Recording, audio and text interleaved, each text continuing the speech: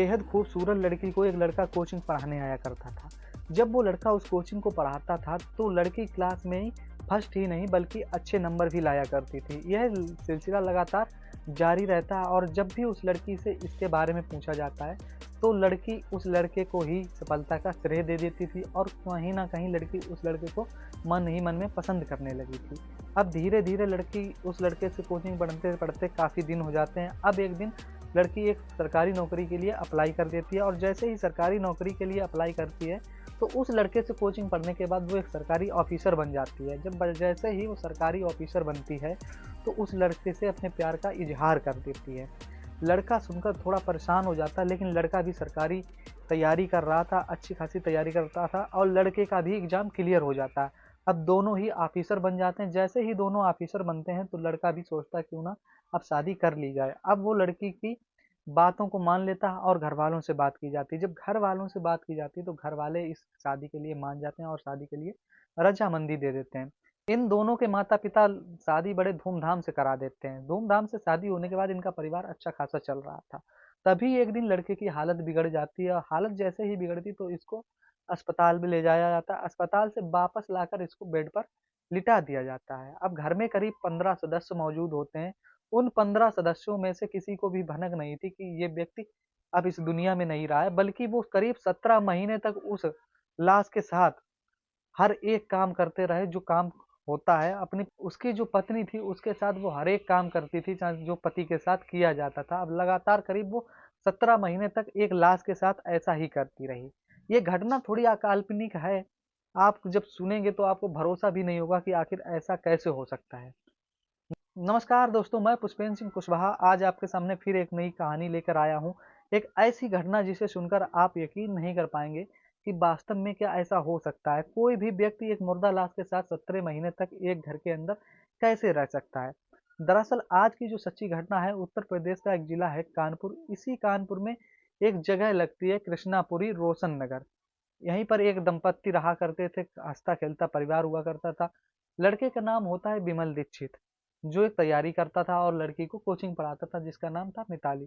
दोनों में प्रेम प्रसंग हो जाता है और दोनों ही शादी कर लेते हैं। जब ये दोनों शादी करते हैं तो इनके घर वाले ने की दोनों की शादी बड़े धूमधाम से करते हैं। धूमधाम से शादी होने के बाद जब एक दिन एक लड़का बीमार हो जाता है। जब ये लड़का बीमार हो जाता है तो इसको अस्पताल ले जाया जाता है। अस्पताल ले जाने के बाद इसको वापस बेड पर लिटा दिया जाता है। अब जब बेड पर लिटाया जाता है तो उसकी पत्नी जो कुछ भी कर रही थी ठीक वैसा ही कर रही थी जैसा एक जिंदा व्यक्ति के साथ किया जाता है और पूरा पतिव्रता धर्म निभा रही थी। उसकी माँ जो होती है वो भी वही काम कर रही थी। तभी एक दिन 30 अगस्त 2022 को एक टीम आती है और वो टीम ढूंढ रही थी उस अपने अधिकारी को जो बिमलेश दीक्षित नाम का लड़का होता है। वो आयकर विभाग में असिस्टेंट अकाउंट ऑफिसर होता है। अहमदाबाद से टीम आती है और उस लड़के को ढूंढती है। जब उस लड़के को ढूंढती है उसका पता लगाकर उसके घर तक जाती है तो जैसे ही घर के अंदर प्रवेश करने की कोशिश करती है तो उसके घर में जो मौजूद व्यक्ति होते हैं वो कहते हैं कि वो घर में आराम कर रहे हैं, वो किसी से नहीं मिलेंगे, वो किसी से बातचीत करना नहीं चाहते। इस तरह की बातचीत करते, लेकिन जो अधिकारी होते हैं वो जोर दबाव डालते हैं। जैसे ही वो जोर दबाव डालते हैं तो दोनों में आपस में वाद विवाद शुरू हो जाता है, बहस होने लगती है। जब बहस शुरू होती है तो अधिकारी वहां से वापस चले जाते हैं। उनको जाना था गुजरात के अहमदाबाद। वो गुजरात के अहमदाबाद ना जाकर सीधे चले जाते हैं सीएमओ ऑफिस। जैसे ही वो सीएमओ ऑफिस जाते हैं तो पूरी कहानी अपने सीएमओ को बताते हैं कि साहब मेरा एक अधिकारी गायब है और वो 17 महीने से ऑफिस में नहीं आ रहा। जब मैं उसके घर पे गया तो उसमें घर में घुसने की कोशिश की तो उन्होंने मुझे मिलने नहीं दिया। इस तरह की जैसे ही बात करता है तो सीएमओ साहब इस मामले को गंभीरता से लेते हैं और वो सीधा डीएम साहब के पास एक पत्र लिख देते हैं। जैसे ही डीएम साहब के पास पत्र लिखता है, डीएम साहब पत्र को देखते हैं, वो भी तुरंत एसएसपी को पत्र एक जारी कर देते हैं। जैसे एसएसपी को पत्र जारी किया जाता है तो एसएसपी और पुलिस बल, आयकर विभाग और स्वास्थ्य विभाग की टीम 23 सितंबर 2022 को रोशन नगर पहुंच जाती है। जब रोशन नगर वो पहुंच जाती है टीम तो घर में प्रवेश करने की कोशिश करती है। ठीक वैसा ही होता है जैसा 30 अगस्त 2022 को हुआ था। उसकी जो लड़के की माँ होती है राम दुलारी भाग कर आती है और कहती है खबरदार जो मेरे घर में घुसने की कोशिश की, अगर मेरे घर में घुसने की कोशिश की तो इससे बुरा कुछ नहीं होगा। लेकिन पुलिस के साथ वो जबरदस्ती टीम अंदर जाती है और टीम अंदर जाने के बाद उस लड़के की बॉडी को उठाती है। बॉडी को उठाने के बाद सीधे अस्पताल ले जाती है। तभी जब उसको अस्पताल ले जाया जा रहा था, तभी उसकी माँ जो राम दुलारी होती है, वो अपनी बहू को फ़ोन करती है, जो बैंक में मैनेजर हुआ करती है, जो विमलेश की पत्नी होती है मिताली, वो बैंक में मैनेजर होती है।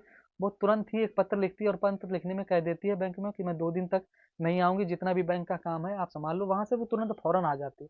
लेकिन जब तक वो घर पर आती, तब तक डॉक्टरों की टीम और पुलिस वाले उस शव को लेकर अस्पताल जा चुके थे। जब वो अस्पताल ले जाते हैं और मेडिकल कॉलेज के डॉक्टरों के सामने उसके शरीर को रख दिया जाता है। जब उसके शरीर को रख दिया जाता है, तो डॉक्टर और पुलिसकर्मी उस शरीर से बात करने की कोशिश कर रहे थे, लेकिन वो तो जिंदा ही नहीं था, वो तो मर चुका था। वो बात करता तो बात किससे करता, किस तरह से बात करता?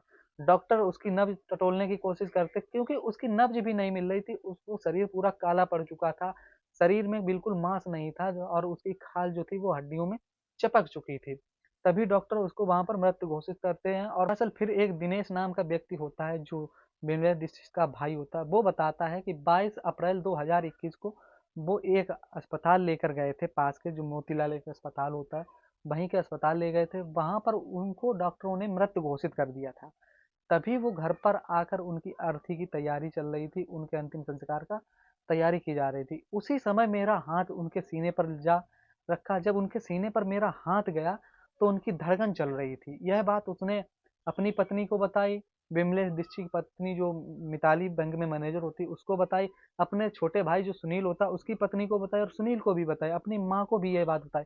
अब सभी बारी बारी से उसके सीने पर हाथ रखकर देख रहे थे, लेकिन सभी को धड़कन सुनाई दे रही थी। तो वो तुरंत अंतिम संस्कार नहीं करते हैं, उस मिट्टी को उठाकर, उस शव को उठाकर अपने बेड पर लिटा देते हैं। और उनके माइंड में एक फिल्म चलती है, जो फ़िल्म होती है मुन्ना भाई में एक आनंद नाम का कैरेक्टर होता है। उस कैरेक्टर में जिस तरह मुन्ना भाई उस डॉक्टर आनंद से बात कर करके कोशिश करते हैं कि शायद वो ज़िंदा हो जाएगा। घर वालों को अभी तक यही लग रहा था कि वो मरा नहीं है, कोमा में चला गया है, आज नहीं तो कल वो बोलेगा।